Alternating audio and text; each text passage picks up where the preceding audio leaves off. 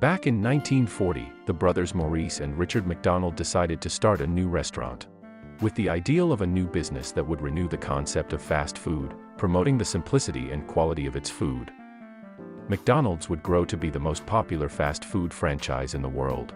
However, throughout its history it would have many curious events that have happened. During this video I will tell you about the most interesting ones, starting from level 1 which contains the most known and common, all the way to level 5 which contains the most shocking and unusual. So, let's start. Level 1.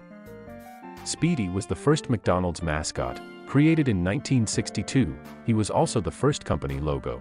Some older McDonald's stores still have a Speedee sign in front, as well as some rebuilt ones without updating the sign. Speedee was a man with a chef's hat on top of a hamburger-shaped head. He was replaced by Ronald McDonald in 1967 and did not appear in any commercials. As part of an advertising campaign, McDonald's created the hashtag McD Stories. The idea was that people would tell their best experiences in the restaurant. McDonald's had paid for the privilege of having their hashtag promoted on the Twitter homepage, but they quickly realized this wasn't helping their brand. People start tweeting their worst experiences, making this one of the worst campaigns of McDonald's. The World Anti-McDonald's Day is October 16th, and it was born in the 80s, through London Greenpeace in conjunction with other organizations, all to institutionalize a day of boycott and protest against McDonald's. October 16th also coincides with the International Food Day. On June 19, 1998, the Walt Disney Company released their animated feature film Mulan. To coincide with the upcoming Disney film, McDonald's released a new limited-time condiment, the Szechuan teriyaki dipping sauce. After the promotion of the film, the sauce was removed from all McDonald's restaurants. Talk of McDonald's Szechuan sauce became prominent in 2017 when it was referenced in the Adult Swim series Rick and Morty. In the episode, the main protagonist, Rick Sanchez, in a dream sequence in which he goes to a McDonald's within his memory, he experienced the taste of the Szechuan sauce for one last time. The episode generated discussion about the sauce, driving many fans of the show to want to try the sauce for themselves. Fans started to demand to bring back the sauce, and finally on October 1, 2017, McDonald's confirmed in a Twitter post that the Szechuan sauce would be returning for a single day in U.S. restaurants, on October 7, 2017. There are a lot of people out there who insist that there is a secret menu. In fact, many will tell you that they themselves have had McDonald's food straight from the secret menu, and that only those that are in the know will be able to order it. Even Adam Sandler has said that his favorite food is the Mac 1035, which is a secret menu item that consists of a McDouble with an Egg McMuffin on top of it. It combines breakfast and lunch together in one burger. Super Size Me is a documentary made by Morgan Spurlock. The film shows Spurlock evolution after eating at McDonald's for 30 days, 3 times a day, eating up to 5,000 calories a day. At the end of the month he gained 11.1 kilograms and his body mass index increased from 13% to 23.8%. He also experienced mood swings, dysfunction and liver damage. Following this documentary, McDonald's said that if the author intentionally consumed an average of 5,000 kilocalories per day without exercise, the results would have been the same, regardless of the source of the excess. Level 2. In 1987, the fast food chain McDonald's decided to launch a promotion based on one of the most famous board games in the world and most popular in the United States, Monopoly. In partnership with the game's manufacturer, Hasbro, McDonald's launched a version of Monopoly, a game based on the buying and selling of real estate, that allowed its customers to win valuable prizes, inspired by those won in the board game. But while the winner of the board game might win a stack of counterfeit bills or a tiny metal statuette of a car, McDonald's Monopoly winners won fortunes and real cars. The wrappers of hamburgers, French fries, sodas, and other products came with tokens, which served the same function as Monopoly cards.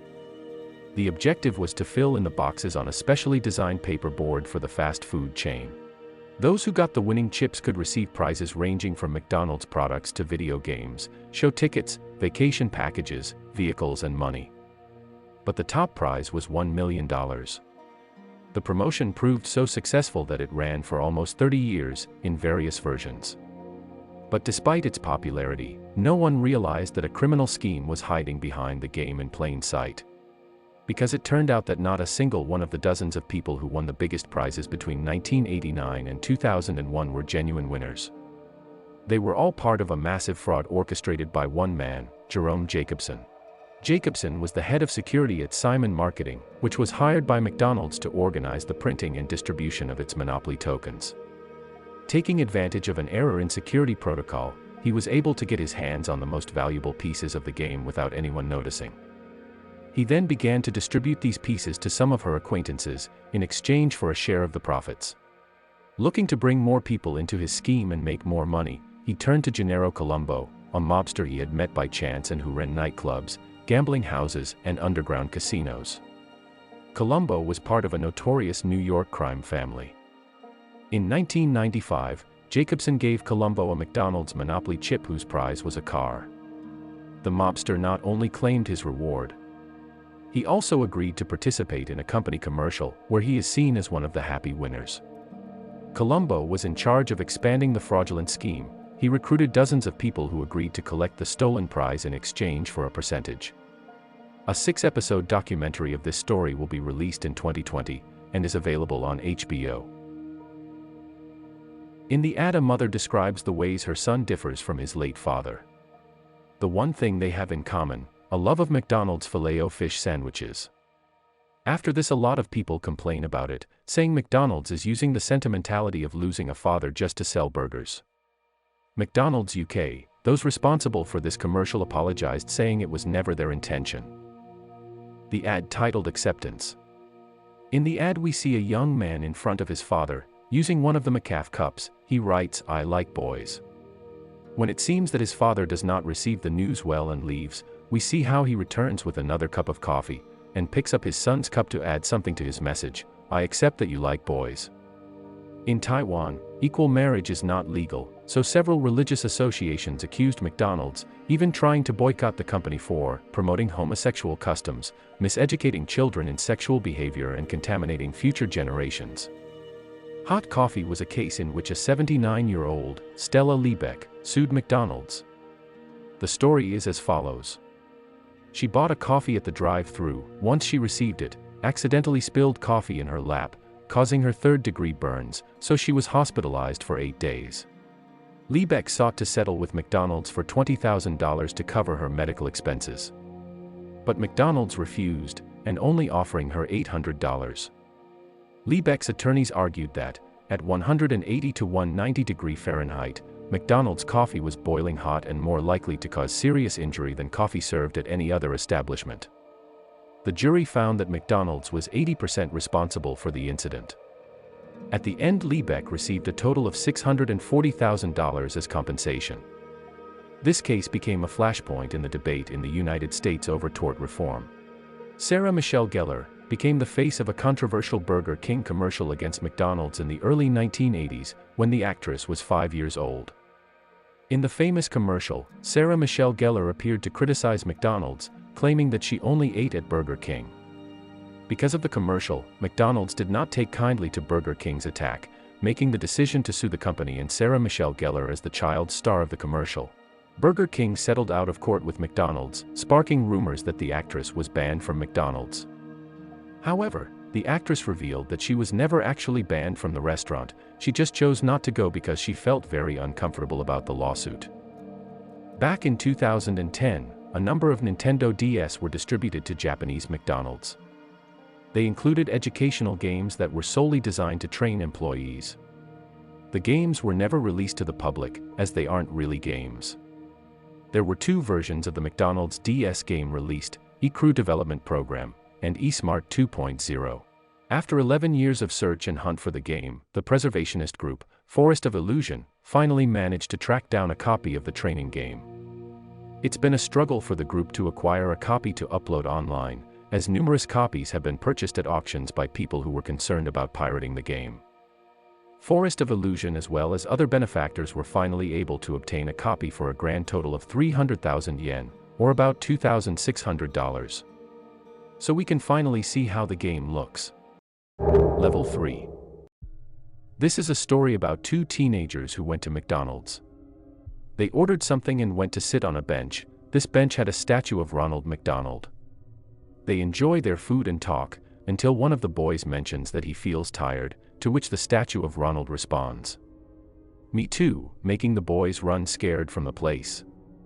This story has never been verified, but there are more people who claim to have had strange experiences next to the statues of Ronald McDonald. These are 4 ads that are available on YouTube. The first ad features a man attempting to kick open a locked door, which he does succeed in doing. The second ad features a woman receiving a life-threatening phone call from Ronald. The third ad features the same woman, but this time, Ronald is hiding under her bed while she is talking on the phone. The fourth ad is rather comedy, as it features Ronald running away from the FBI presumably after being caught stalking young girls. The ads give a vibe rather creepy, but there aren't actually official ads. On July 7, 1999, Dave Whipple bought a McDonald's hamburger. The man didn't intend to eat it, but instead he wanted to prove that the burger was so pumped full of preservatives that it would look the same after a month. But Whipple soon forgot about his little science experience and left the burger in his coat pocket. It obviously wasn't a jacket he used often because his wife found the burger 2 years later, still in the coat pocket and still looking like the day he bought it. At that point, Whipple decided to see how long the burger would last. 14 years later, it's looking pretty much the same. Whipple presented the Bionic Burger to the TV show, The Doctors, along with the receipt from the day he bought it. According to TV physicians, the hamburger had no mold or any strange odors, despite being from the 20th century. Whipple says he's keeping the burger around so his grandkids can see what happens to fast food. Pink slime is a meat byproduct used as a food additive to ground beef and beef-based processed meats, as a filler, or to reduce the overall fat content of ground beef. Pink slime was claimed by some originally to have been used as pet food and cooking oil and later approved for public consumption. It is known that a lot of places used to sell this pink slime as meat, included McDonald's.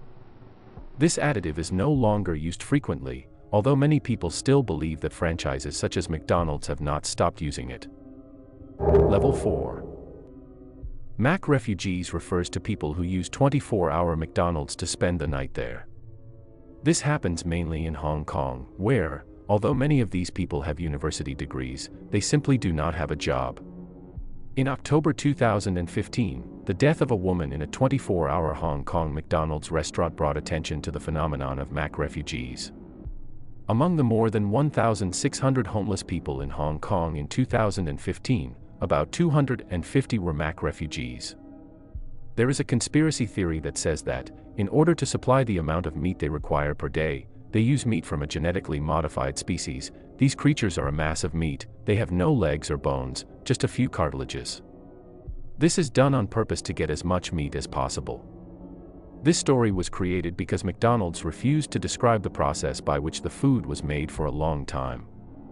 Today there are multiple videos that describe the process, however there are still those who continue to believe that the meat in the hamburgers is not entirely beef. It was an ordinary day at a McDonald's in Washington, D.C., when the manager received a call from the police, who were looking for a young woman who had robbed the store. The description she gave matched Louise Ogburn, a young woman who worked at the store, so she was called to the office. The police impersonator demanded that Ogburn be searched at the restaurant. Ogburn was ordered to remove her clothes. Then the manager was ordered to call someone else to continue the investigation. Her husband would arrive. He would follow the imposter's orders as he threatened to arrest them if they didn't do what he said. Ogburn got hurt physically, as the requests were getting worse and worse, and in her own words, "I was scared for my life."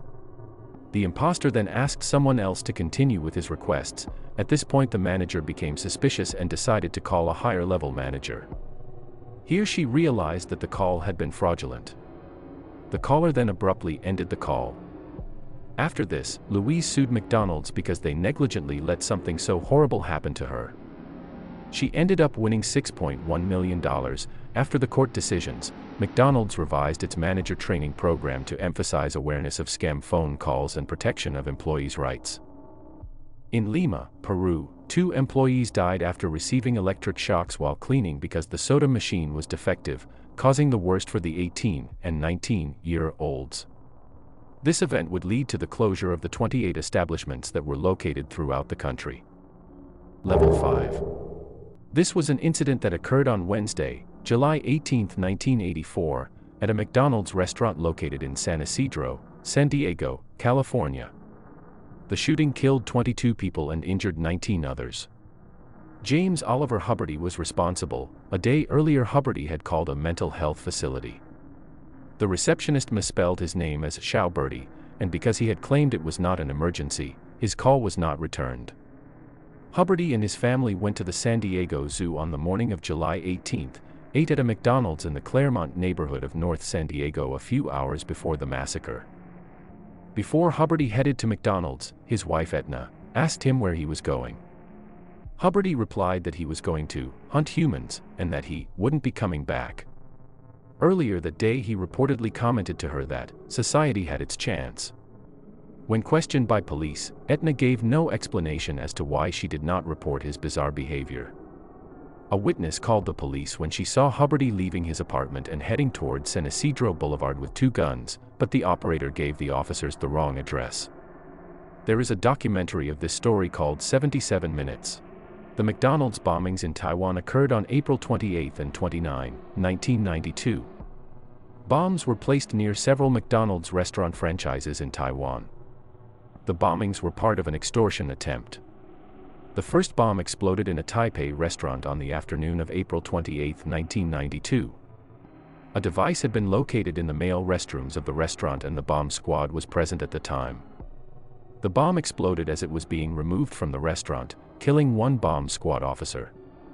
Later that day, another bomb exploded in a phone booth in front of a McDonald's in Kaohsiung, in the south of the country. That night, police found a soda bottle in a Taipei parking lot containing an anonymous letter demanding $240,000 from McDonald's and stating that 6 bombs would be placed in McDonald's restaurants. Taiwan McDonald's Corp announced the indefinite closure of its 57 restaurants and offered a $480,000 reward for help in finding those responsible for the bombings. Subsequently, 2 people were convicted for their involvement in the bombings, and the attackers themselves were sentenced to life imprisonment. A girl as young as 7 years old lost her life, and her father was critically injured during a shooting at a McDonald's in Chicago. Honty Adams and his daughter were in a car Sunday afternoon in a McDonald's parking lot in the Homan Square neighborhood when they were shot. Unfortunately, the person responsible was not found. A McDonald's restaurant in the shopping district of Sydney River, Canada, witnessed a tragedy. Derek Wood, 18, an employee of the restaurant along with 2 friends, Daniel McNeil, 23, and Darren Muse, 18, broke into the restaurant after closing, planning to rob the establishment. They shot, stabbed, and beat 3 employees to death and left a 4th to die after shooting her in the neck. They claimed that they had not planned on using any violence in the break and enter. It was meant to be quick and easy money. The 3 inched their way into the restaurant via a basement door. They expect to find over $200,000 in the restaurant's safe. They made off with just $2,017. This is a website dedicated to compile information of tragedies and unfortunate events that have occurred in McDonald's. There have been many attempts by McDonald's to close this page, however the site is still available today.